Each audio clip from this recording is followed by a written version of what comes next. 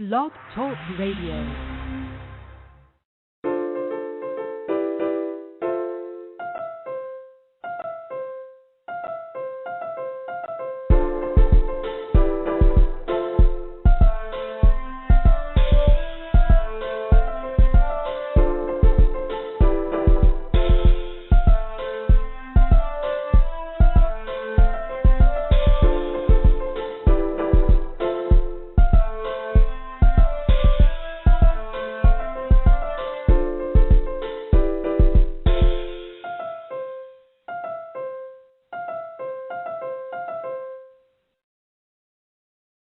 Happy Wednesday, everyone. Welcome to the show.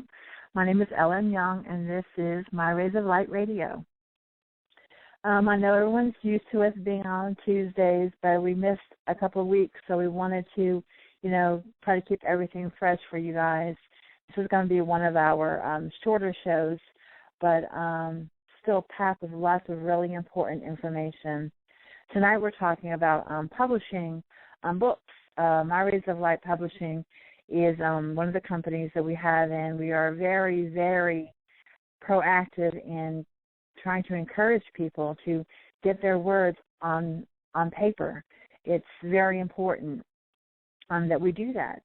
In 2011, my sister had passed away unexpectedly, and the words that I had about her seemed to be stuffed somewhere in my heart.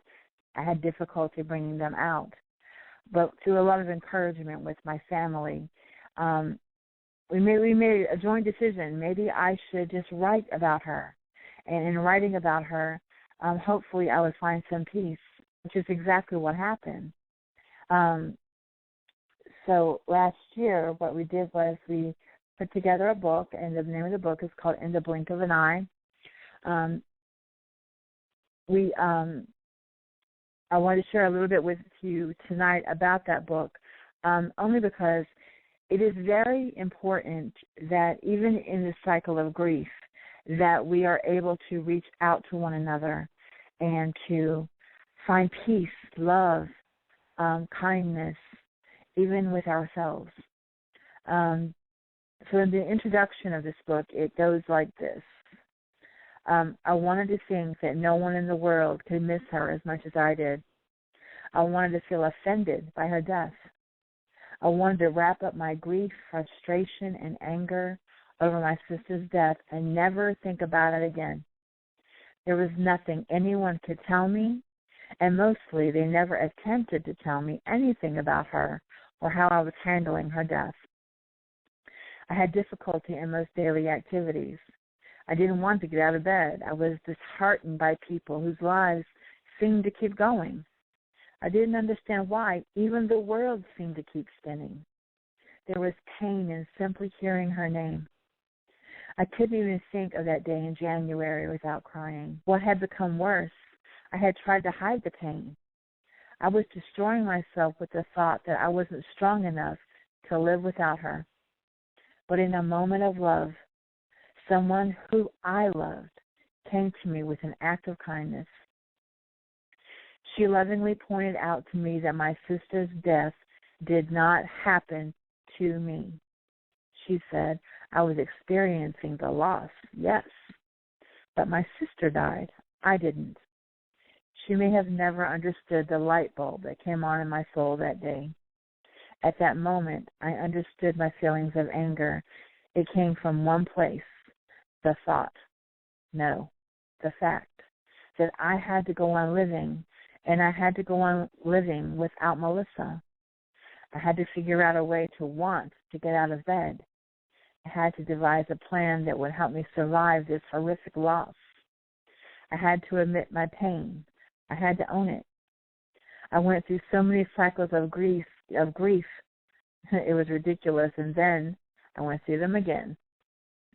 This precious thing we call life is temporary, so remember to make the most of it.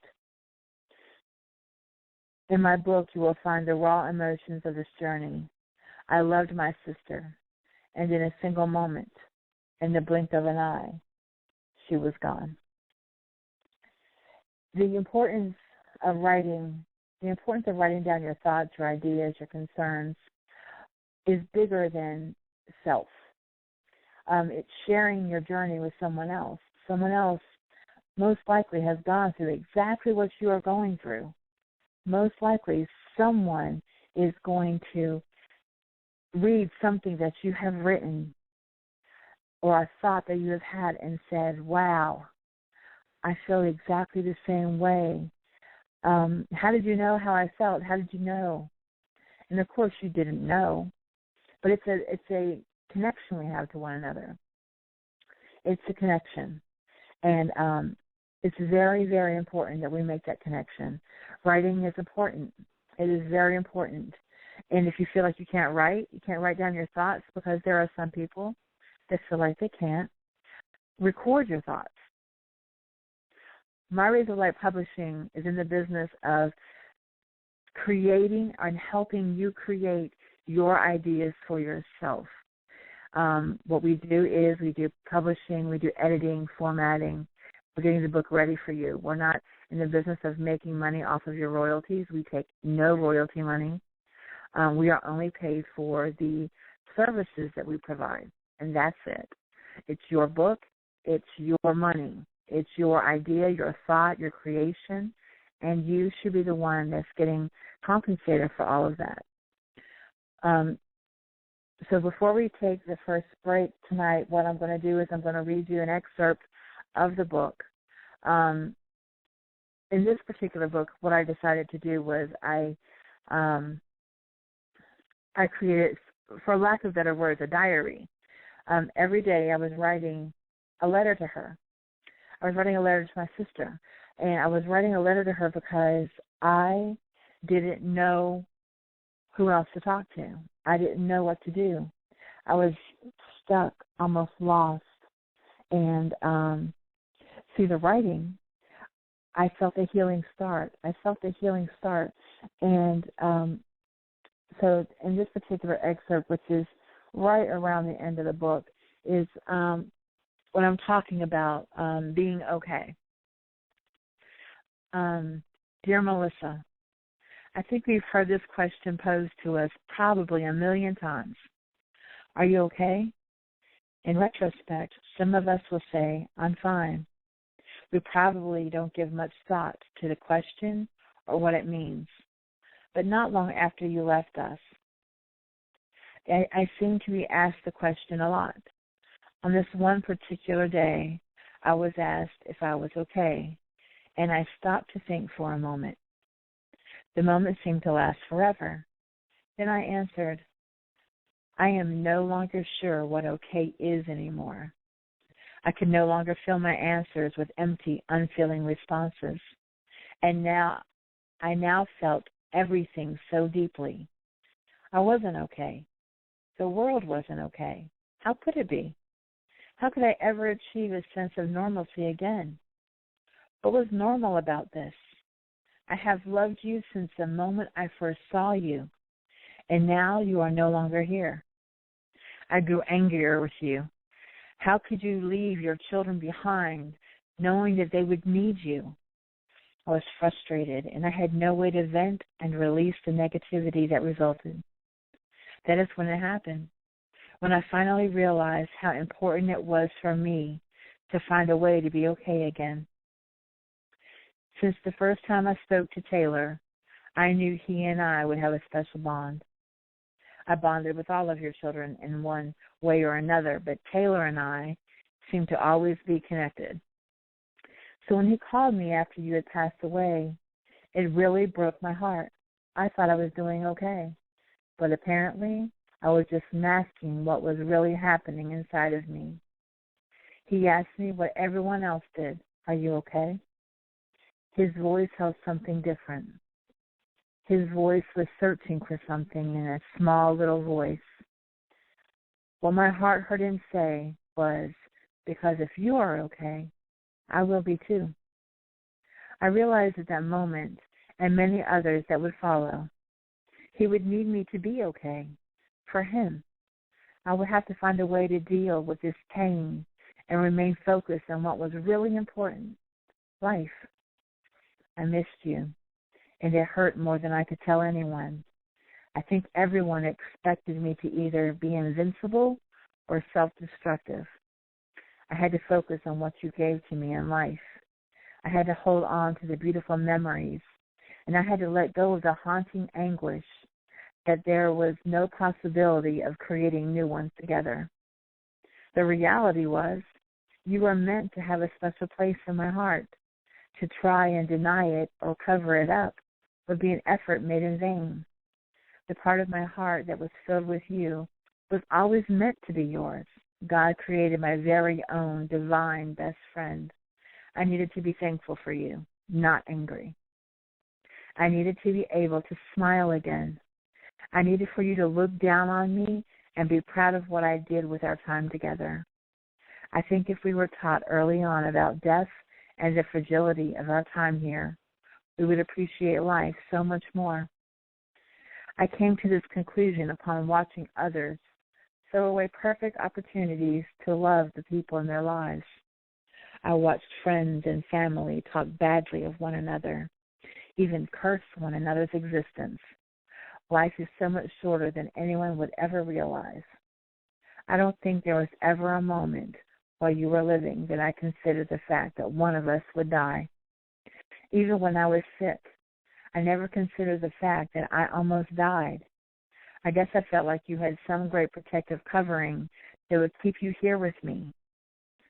The reality of that frame of mind was devastating. I wish other people could reach inside of my heart and feel, if only for a moment, what this pain is like. The pain of regret, the pain of loss, the pain of knowing you and I had experienced all that we would ever experience together. It devastated me. I wish that if they could know this pain, it would make a difference in their daily lives.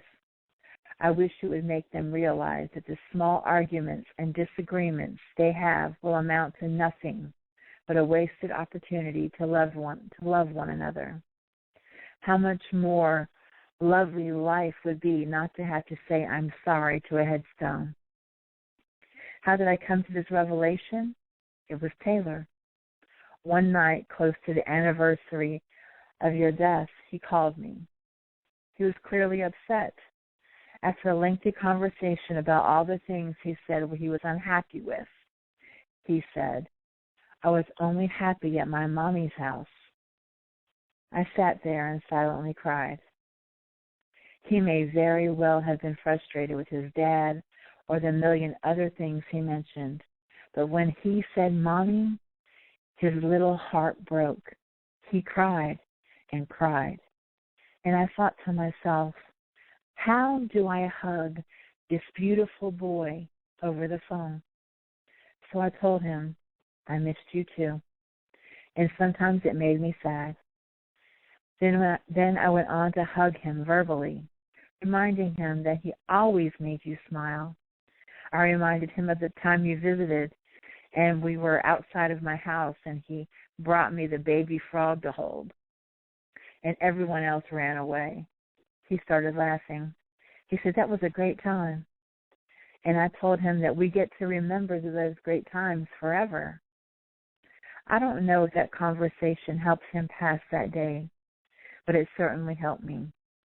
While I still have moments when tears come, I always try to follow them up with a great memory or experience that we had together. I try and remind myself that even though your stay with us was far too brief, you will always be a part of my life. I don't know if I was the strong one or not, but as long as I am breathing, you will never be forgotten. You are the subject of the best poetry I have ever written. You are the best friend I have ever had, and I will forever be thankful for all the special times we had together. I love you forever. Me. We're going to take a brief commercial break, and we'll be back in just a moment with more My Rays of Light Radio.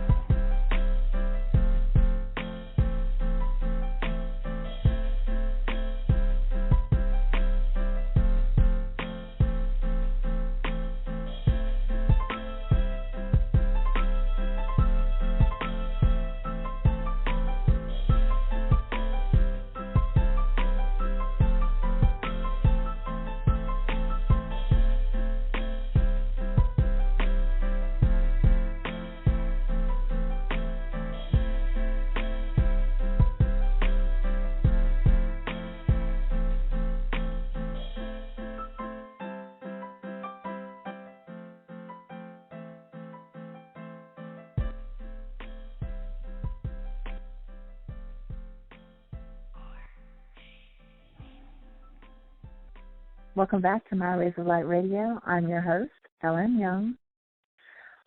Tonight we're talking about publishing books, writing. This is something that we feel very strongly about. Obviously, that's the case.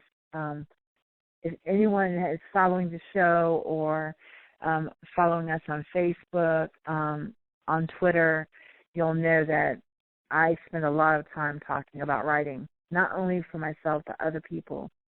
Tonight we are discussing the book that I wrote for my sister, about my sister, and not only about that, but about healing, about love, the power of it.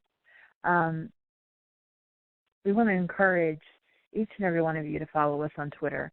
We're very active in social media. Our name on Twitter is @LightRays and the number 1. We're going to encourage you to join our group. We have a group on Twitter, on Facebook, called My Rays of Light Radio. You can friend us on Facebook at LM Young. We are very interested in the things that you have to say.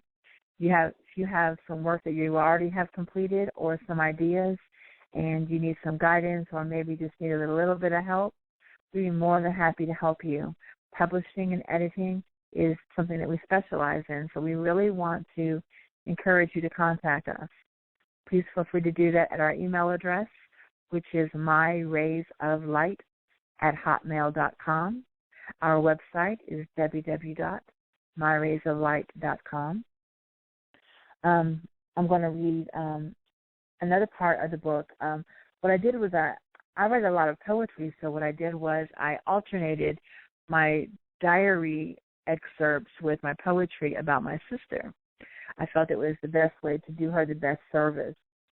So during my trail of grief, I can't even call it grief because I can't say that I spent a whole lot of time being mad or angry. I can't say that I spent a whole lot of time doing that, but I did spend a lot of time appreciating her and appreciating all that she had given to my family. It's very important whenever we love people. It's very important that whenever we love people, we're expressing how much we love them as often as possible because these moments are brief. And so the poem that I had written for my sister for this particular occasion was called Worthwhile. I thought of something today. I just had to give you a call. Then sadly I realized there wouldn't be an answer, no answer at all. It made me think of time wasted, and I was filled with regret of vacations not taken, and memories we hadn't made yet. Did I ever tell you about how your smile made you stand out in a crowd, and how every day I'm left hoping that you're smiling down on us now? To know you was to love you, and to love you was a gift. Now I'm left regretful of all the chances that I missed, the times I missed out on your calls, missed out on your laugh, missed the chance to look into your eyes, missing now what we had. I don't think I paid enough attention, and now I'm stuck trying to recall the greatest sister since creation, the brightest light of us all. If you are watching, know that. I know you no longer feel pain, and for that I am thankful. But one truth still remains. My heart is still breaking, but my lungs fill up with air. The world, it keeps spinning, and it doesn't seem fair. Please look down often and remind us to go on until one day we are doing it all on our own. One day in the future, you will look down from the sky, smile down on us to say, see, I told you, you're going to be all right. In closing, my blue-eyed angel, give God thanks and a smile, for these precious moments with you made my life seem worthwhile. We want to encourage you to write. We want to encourage you to write down your thoughts, your ideas, your hopes, your dreams. And even if it's not factual information you're writing down, as I did with this book. Even if you're just creating stories, stories that are going to take a life of their own. Stories are beautiful because they grow wings and they can fly, and they take not only the author but the reader anywhere in the world they might want to go. Maya Angelou is one of my favorite authors, and what I loved about her was that she was very selective in the words that she used, because she was aware that the reader is going to grasp a hold of what she's saying, and it's going to matter to them. We want to be able to help you to do that. Please feel free to contact us. Again, we are on Twitter at lightrays1, on Facebook under LM Young, or please go to our group, which is called My Rays of Light Radio. Feel free to post anything you want to there. Contact us there. Give us your show ideas. Let us know what you're thinking about. What is your heart telling you today? We want to thank each and every one of you for joining us. We do apologize for the show being so brief tonight, but we will be back again so very soon. Our regular night is on Tuesdays, and it is at 10 p.m. Eastern Time. We always try to keep you updated on Facebook. I want to give a special thanks to Razim for our special music he has for us. You all have just got to check out his music because he is absolutely amazing, and love him very much. So in closing tonight, I want to wish you a week filled with light and love. My name is LM Young, and these are My Rays of Light.